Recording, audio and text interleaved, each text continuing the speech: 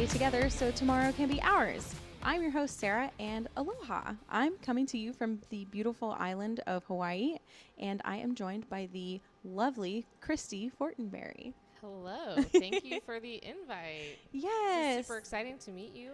Yes. Very interesting that we're crossing paths in Hawaii, of all places, when we both were in Georgia at one point in time. So the military life continues on. Yes.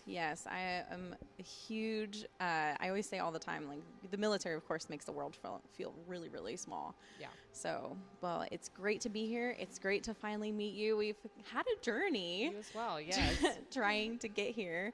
Why don't you tell the listeners a little bit about yourself, what you do, how you know Nacho is the biggest connector here, and a little bit about the last couple of weeks and what you're getting ready to do. Yeah, for sure. So I always start and say I'm a mom. So I have two kids. They're age 13 and 11. I have two boys, so I'm a boy mom. That's probably one thing that I'm super proud of. I have a corporate career that has followed me throughout our military life, which has been very nice. So I work for a company back in Omaha, Nebraska, because my husband was stationed at Offutt when we first met. Long time ago. I'm trying not to age myself at this point. I turned 38 next month, though, so it has been quite a life and a wild ride with my husband. He and I met back in Omaha, and actually perfect timing because it's College World Series right now back in Omaha, and we met during the College World Series when he was fresh off of a deployment, going out to the bar and whatnot with our friends. Granted, yes, all pre-kids, so different part of our life, but we met back there. I had a corporate career at the time working as a financial accountant for a commodity trading business. So I was kicking off my career post-college, and I didn't really want to be an accountant, but I was an accountant, and it was something that came very natural to me, and I went to school for it. I knew I wanted to do something business-related, and I just really needed a job at that point, so I worked in commodity accounting, and that's been a blessing to me, honestly. Yeah. Really something that really I identify as an innovator. So I have worked for 3 different companies all back in Omaha in the commodity space. So what commodities are, I mean, obviously somebody might think of a commodity as things you buy and sell. This is agriculture that I work in. Nice. So even though I never grew up on a farm, I was a city girl from Omaha. I really didn't know anything about farming, period. But I learned very quickly when a company was going to pay me money to learn how to do accounting for a soybean crush plant. Wow. So very odd, but I made a life out of it at this point. Yeah. So I worked for a company there for about 5 years in Council Bluffs. It was quite an interesting experience where, companies were looking at how do they save money at that time. I loved where I worked. I worked for a company called Bunge North America, and it was a great place to work and start my career off. They were trying to centralize all of their jobs that were kind of in a decentralized location to St. Louis. And of course, as a military spouse, I could not do that. Yep. Because I can't say, hey, you should get transferred to St. Louis so I can keep my job. So I knew writing on the wall, that's probably one thing that was very critical to my understanding of what I was as a military spouse, that really I couldn't dictate any of that. So even though the military is a big part of our life, I mean, I was lucky enough to have an opportunity come up where I worked for another commodity trading business that was actually moving jobs to Omaha at that exact time, called Gavilon, which is since no longer a company called Gavilon anymore. They were buying another company in Kansas City and moving all the employees that wanted to come to Omaha to their headquarters, which was a part of ConAgra. So was there for a couple of years, and I'll just say extreme corporate America was not for me. Yep. It was like high school all over again. But you know what? I learned a lot of skills that I was able to take with me, and I learned how I wanted to be and how I did not want to be. There's a lot of people I met along the way there that I still am great friends with, but there's a lot of people I'm glad I'm not. Yeah. That's okay. There are people that come into our lives for a season on purpose. That's right. So essentially after that, I took a job at another commodity trading business in Omaha called the Schooler Company, and I still work there today. So while I took a job in more of a financial accounting role, over the last couple years, I have taken a role in the IT department, which I am really not qualified to do, but I'll say I have a lot of business expertise on commodity trading after the number of years that I've done this for over a lot of different companies. Yeah. So our company is looking to kind of expand more use of technology to solve problems that we have. And so I work in the leadership team at a company that I can do that and provide really great benefit to all the employees and to our customer base and things like that. So I do still work in agriculture. So you asked me, and I know I'm rambling at this point, you asked me to tell you about myself. So there's a lot more information that you wanted to know, but I would say I'm a career woman at this point. Yes. I have had a career since I graduated college, and you know what? I have been blessed to be able to do that despite the fact that my family has moved a few times. I will always say that we are a very lucky military family because my husband did a lot of deploying before we met, and he has only had to do it a few times since we had kids. Nice. Granted, of course, the times he deployed, it was never the most opportune time. He has missed first birthdays. He has missed holidays. Yep. He was deployed right before COVID started, and the day he was supposed to come home was when they put the stop movement on the military. So, you know, kids get home from school and have to stay home at that time, and I have to juggle a career and thinking that my husband's coming home and finding out he's not, you know, all these things that I've had to maneuver. Kind of solo. I mean, it is what it is. I roll with it at this point. I figure all the things we've gone through, I can handle a whole lot. Yeah. So how long did they delay him whenever he was trying to come home? We were so very lucky. It was to be determined. But I believe they were trying to find ways to allow a crew to leave since another crew had already showed up there. Yeah. So he was one of the lucky ones that last minute was told, get your bags, you're going. Okay. It was like a split-second decision. He did not tell me that he was coming home because he knew they had to go through multiple countries to get home. And he said, I could get quarantined somewhere. They could stop us right there. You know, like, I have no idea. So that was the only time he ever surprised me coming home, ever. I always knew the other times, but that time it was, hey, don't shoot me, come out front at 3 o'clock in the morning. And I have a really epic video from my Ring doorbell camera of me coming outside and seeing that my husband was home, which was the greatest surprise ever. Oh my gosh. In that moment, it was very nice because we were in that quote unquote homeschool era and I was trying to juggle life in general and I was just over it. Yeah. But back to your question. Okay, so I'm a mom, corporate worker. Obviously, I'm a military spouse. Something interesting about me is, yes, I do still have hobbies. I mean, I've tried to find ways to keep hobbies for myself. I was a pro natural bodybuilder for a number of years, which was really fun and something I chose to do for me. I found when we moved to Georgia and I didn't have any family or friends there and I was working in a corporate job and I needed to find something for myself. It really was unhealthy to not have hobbies. So I had already started bodybuilding before we moved to Georgia. And that was just something I kind of really dove into and focused on for myself. One, mental health, super important. Two, it was just something that I was really ingrained in at that point that I wanted to continue on for myself. So I was a bodybuilder. I also took a cookie decorating class back in Georgia, and I learned how to make really cool, pretty decorated sugar cookies, and I sold those for a while. Gosh. So there's a lot of things that I have dabbled in at this point, just to either do something for myself or find a new skill.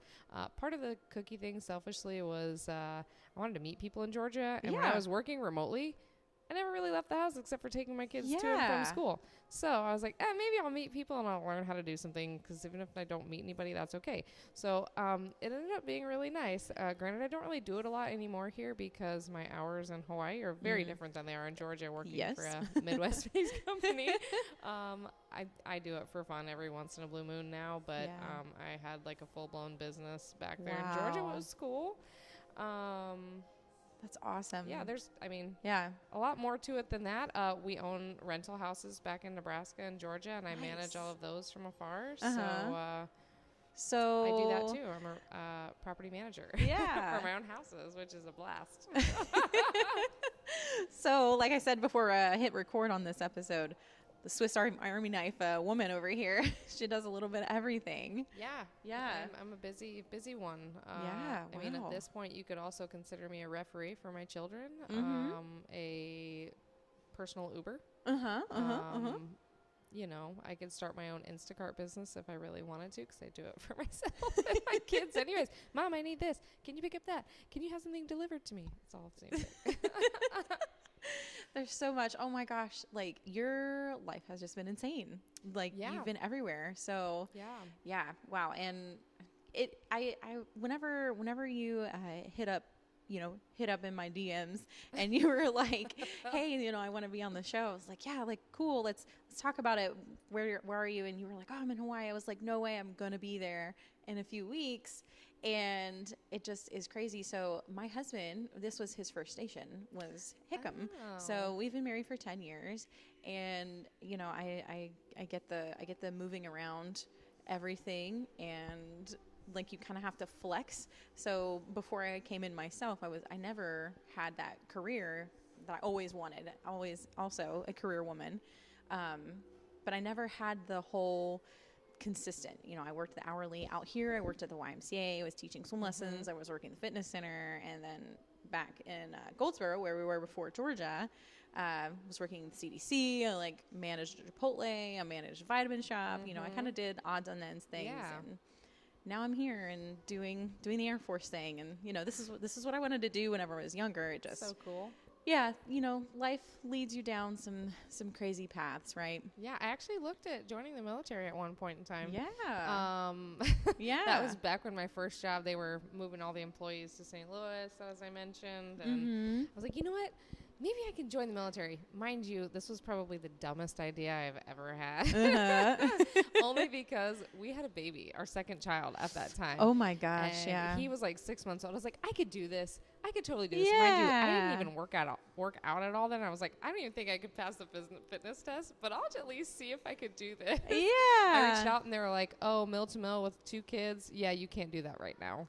And I was like, okay, this was long ago. You know what I mean? And I think when they were like, how old are your kids? Like, probably not a good idea. I don't know. So, I have a family member that she just joined recently, and she has 2 younger kids. I think your youngest is 4, maybe around that age. So, I mean, she still joined with younger kids, and I think it's definitely a possibility now. Maybe because they're a little bit more hard up for people at this point. Or maybe it was a guy just reading that I didn't really want to do it, and he was helping me out make that decision for me. I don't know. Yeah. One phone call, and I was like, nope, not an option.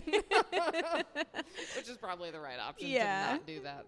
So you knew it was like not a thing I was for like, you. Let's just look into it. Like, I just need a job, because we had just bought a new house at that time too. Yeah. Had a baby, months before then. And I was like, oh, crap. I have never been unemployed. Granted, they would give a severance package and whatnot because I'd worked there for 5 years. But I was like, I just need a job. Like, I cannot not have a job. Like, I didn't know what that would look like at that point because we were very financially dependent on my salary and Nick's at that time. Yeah. It was an interesting phase of my life that I was like, I'll look into it, but no, wasn't for me. Yeah. Which is good. I've been very lucky to keep my job and take it with me. Yeah. I mean, granted, I was a remote employee when remote employees weren't really a thing yet. Yeah. So the company I work for, I had been working probably 7 years at that time. And I said, hey, we're moving to Georgia. I really want to keep my job if at all possible. And they said, well, nobody else is remote. Your job is here in the corporate office in Omaha. We're going to open it up and see what we find. Thanks for letting us know that you're interested, but maybe it'll be like an interim thing. So we had actually gone on a house hunting trip back to Georgia to see where we were going to live. And I said, babe, we cannot buy a house unless it's solely on your salary at this point because I may not be working. And I said, we had a 4-year-old at the time, and I said, I don't know anything about Georgia. I had never lived away from Nebraska. So there's the other thing. My whole family's back in Nebraska. And so I said, we're leaving where I know everybody, where we've had help, where we've had friends, everything, to a place that I know absolutely no one, and I'm not taking my 4-year-old and dropping him off at a daycare just to do it. I said, so I'll be a stay-at-home mom for a little bit. So I had that grand idea back then too. Yeah.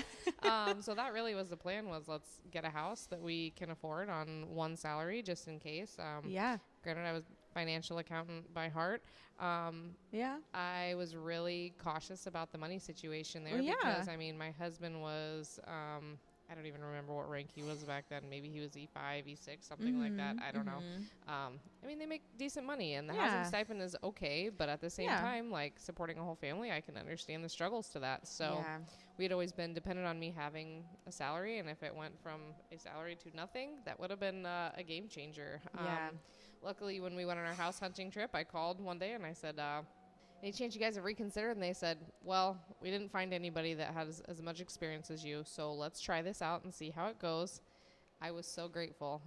All of my efforts to beg for my job. I even did it one time at our company Christmas party a few months before there. The CEO was, or CFO at the time was saying, hey, I hear you're moving and you're leaving. That's too bad we couldn't find a way to keep you. And I said, well, actually, now that I have a cocktail, let's go ahead and talk about that. And I said, I would love to keep my job. I'm begging you right now. Please. I said, if no one else has told you that I'm interested in staying, I really am. And he was like, oh, okay, let's talk about it. So it's my manager at the time, I think, was one. It's not that he didn't want to help me. It just wasn't the norm at that time. Yeah. No one was working remotely. Right. And so it was really a stretch for them to say yes, but maybe my pleading over some cocktails was helpful. But I just kept being the squeaky wheel saying, hey, I'm willing to do this. I'm willing to try this, even if it's in the short term. So, of course, they said, let's try it out. We moved. I tried it. And then a month later, they called and they said, please don't look for another job. Let's just keep you on full time. I mean, they had to figure out what I already knew that I could do. I had worked in a corporate office and worked for all these different grain elevators that were not where I was anyways. Yeah. So I knew I could do the job no matter where I was. And they just had to see it for themselves, and I had to prove myself a little bit. And here we are. I've worked remote, 8-9 years now. Nice. And it has been wonderful. Right. And that's one of the things that I think that people don't really understand is that just because you get a no doesn't mean that it won't eventually turn into a yes. And, you know, especially... You're as annoying as me. Yeah. Yes. I'm the same way. I'm very persistent in the things that I do. I don't usually take no for an answer. There are very few things that I'm like, okay, this is the first no, and it's usually something I really, really, really want. Because if I feel that no, I'm like, oh, I've been like heartbroken now once. Dreams. Yeah, I'm just crushed. So that will sometimes take me a minute to get back on my feet and try again. But you know, my husband always gives me the hardest time about it. Even today, you know, I had to drop him off at the airport early this morning. And he was like, oh, like they won't let me in because I'm too early for my flight. So I have to sit out here. I was like, well, like, why don't you just go in the airport and then you can check your bag at the gate? And, oh, we can't do that. We can't do that. I was like, well, wait a minute. Like, you know that every time they ask, oh, there's no overhead bin storage. Let's go ahead and check your bag. I'm like, I know you can do that. So just go in, belly up to a bar at the airport and get a couple of drinks while you're waiting for the time to check your bag, and you can do that. It's going to be okay. So, you know, always find the loopholes. There is usually always a way. You know, as we say in the military, there's a waiver for everything. So, and the answer is always no unless you ask. Yep. So I tell my kids this. I'm like, listen, you are the only people that can advocate for yourself. And if you don't ask the question, the answer is always no. Exactly. So have a conversation, which being a parent in days right now where everything is around technology, they have a fear of like asking questions, and I'm like, you can't ask. Now sometimes it's too much, or the same questions, or why can't I have more electronics time? No. But still, it's, I always say the answer to your question is always no unless you ask. So I am a firm believer that you ask for things. I even take that in my personal life when we were moving to Hawaii. Needed to find housing, and you know, we knew base housing was an option here. There is a lot of military bases on such a small island that I had no idea what I was getting into. But I knew base housing was a potential. My work obviously let me keep my job from home, but I have to work Midwest hours, which is a blast. Yeah. But they're flexible with me, so that's great. That's good. We looked at housing options, and I said, you know what? I have never lived on a military base out of the places my husband has been stationed. So we were looking for a place with good schools for the kids. Hawaii schools, from what I hear, are not great, but I knew that there were some that were okay. You know, it's one of those sacrifices we had to figure out. Does my husband want to commute? Where do we want the kids to be at? What's the best opportunity for what they're looking into doing? My older son was going into middle school when we moved here, so that's a very critical time to make sure that he is going to fit in and have things that will engage him. So the little one, he could kind of do whatever from elementary school. It wasn't a big deal. But coming here, we were looking for housing, and AHRN was a website somebody recommended to look on for housing here. Okay. A lot of people will not let you apply for houses unless you're on island, and so I knew we were going to move here and live in a hotel for 30 to 60 days, and I was like, okay, that sounds cool in theory, but when the hotel rooms here are 300 square feet for a family of 4, that's not enough space to live in for that long. No. And all the hotels are down in Waikiki, and there's bars and a lot of homeless people. And, you know, there's nothing wrong with any of that to have that exposure. But it's just, there's a lot going on down there to live in that scenario while I was trying to work. You know, 2:30 in the morning, I was going down to the business center and working from there because my kids and my husband were still sleeping to work their normal schedule. Yeah. So it one of those. Anywho, I had met somebody through AHRN that I was interested in their house before we moved here, and I remember reaching out to her and I said, "Can I please rent your house?" I was like, I just know it's in Mililani and that's where we want to live. Yeah. Can I rent your house? And she was like, I haven't even posted pictures online, and you probably want to see it first to make sure you like it. And I was like, no, literally, like, what do I need to do to make sure that we are the first people to see it? And she was like, well, check back with me in like 2 weeks, and then we'll start talking about it then. And she goes, but I have a lot of interest. And here, we had already applied for multiple houses, and every time they're like, well, you're not on island to sign anything. We're going to go with somebody else. You pay application fee. They don't want to talk to you. And I'm like, I'm a landlord. I know how this goes. I mean, you want somebody that's going to get in as quick as possible. Yeah. So I get that. I'm trying to be a planner here, and in the rental world, being a planner is not easy. So it's funny because our landlord is wonderful now. We did end up getting the house. I talked her into doing a virtual tour of the outside of the home. She still had tenants in at the time. So she's like, I want to respect their privacy. They have a baby. Like, I don't want to let you in the house at this time, but I'll show you the outside. And so she's showing it to me, and I'm like, it's perfect. I'll take it. And she's like, again, let's not sign anything until you're here. And I was like, will you please not rent it to anybody else? Can we be the first person to see it? She's like, yeah, that's fine. So it's something that we kind of laugh about now. I was like, yeah, if I wasn't such a psycho, then maybe you would have rented this to somebody else. But honestly, they're like family. We came to Hawaii right around Memorial Day that year. That following weekend, she was like, yep, you can come out. You're the first ones to see it. I promise you. I know you've called me like 5 times, and we keep texting every week to make sure I didn't rent it to somebody else. So we went out there, saw it, and I was like, oh my gosh, I love it. It's perfect. Yes, we'll take it. Like, what can we do? Can I give you all the money right now? I'll just do whatever you want. Right. We were desperate to be in the house. I mean, the Waikiki fun was a good time to try, but not to live down there. Yeah. Not for us, not as a family of 4 in a 300 square foot room. Yep. No thanks. So we needed to get in that house right away. So we signed the lease. We've been there a little over 2 years at this point, or almost 2 years at this point. And our landlords are amazing. They are like family. So if there's anything I can say about Hawaii that I love the most is the Ohana vibe. They get together with us for all the holidays. They invite us over for things. We invite them over. They're wonderful. And they live right next door to us, too. So it's kind of cool. So they can see what we're doing in case we are wild. So yeah, that's the best. Oh, my gosh. Awesome. Yeah. Yes. Yeah. Yeah. Anywho, all that being said, a lot more information than you probably want to talk about. No, this is great. This is great. You know, I'm really, the longer that we're sitting here talking, really seeing the importance of persistence, right? To not take no for an answer, even though on the other side of it, it may seem all doom and gloom, but ultimately, if you push the right way, and I'm sure, you know, in most of these situations, there might have been some frustration at times, but, you know, in most situations, you know, you're probably, you know, sweet as pie to these people trying to get, you know, what you wanted out of the situation, or at least what made both parties happy. And that's what's really important, right? They always say you attract more flies with honey than salt. That's right. So, or is it vinegar? It's one of the two. Something like that, yeah. Yeah, but, you know, and so if you're kind enough and if you care about that other person on the other side or the other party on the other side, and you don't just accept no, then you're going to end up happy in the end, right? Yeah, absolutely. I think a lot of what I've learned over the years is obviously you get what you give. And you know what? It's that effort that I feel is very important in my personal life and my professional life, the whole 9 yards. And, I hope that's something that my kids can learn as they continue to grow and mold who they are. So. Yeah. And that's, that is something that you can instill in them is keep pushing. Sure, try to. Now, if only I could do it in Fortnite with them. So. Oh, gosh. Do you play Fortnite with them?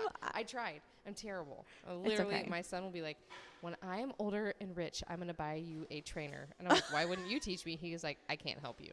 So savage. He's not wrong. Yeah. I've never been good at video games. My husband, when we were dating before we got married, he was very into it. So I was like, listen, I can talk a good game here, so I'll be on the headset and pretend like you're playing and you're a girl, just rocking it out there playing Call of Duty. And so my husband would play, and he'd be doing all of his game stuff, and I would just be talking to people, probably not in the most friendly way, but I had a good time with that. The gamer talk. Yeah, exactly. But now, I mean, as a parent, no, I've tried.